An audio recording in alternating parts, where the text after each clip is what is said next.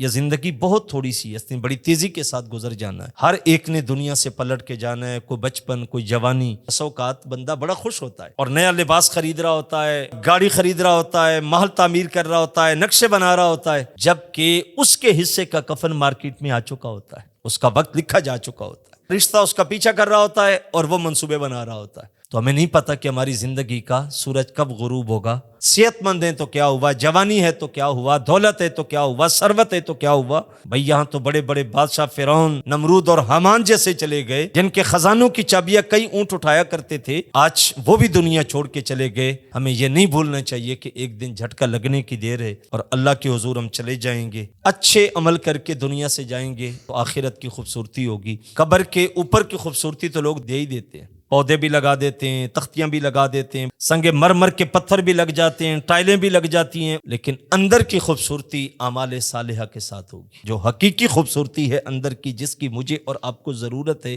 وہ ہمارے عمل کے ساتھ ہونی ہے۔ اگر ہم دنیا میں کر لیں گے تو وہ خوبصورت اوپر نہ بھی کچھ لگا، نہ بھی کچھ لکھا گیا، گمنام سی قبر بھی بن گئی، لیکن اگر اندر نور ہوا تو وہ زندگی کامیابی کی ہے۔ اور باہر بہت کچھ ہوا لیکن اندر کچھ نہ ہوا تو پھر یقیناً وہ زندگی کوئی زندگی نہیں، آخرت خسارے کی ہوگی۔ اللہ مجھے آپ کو توفیق عمل نصیب فرمائے۔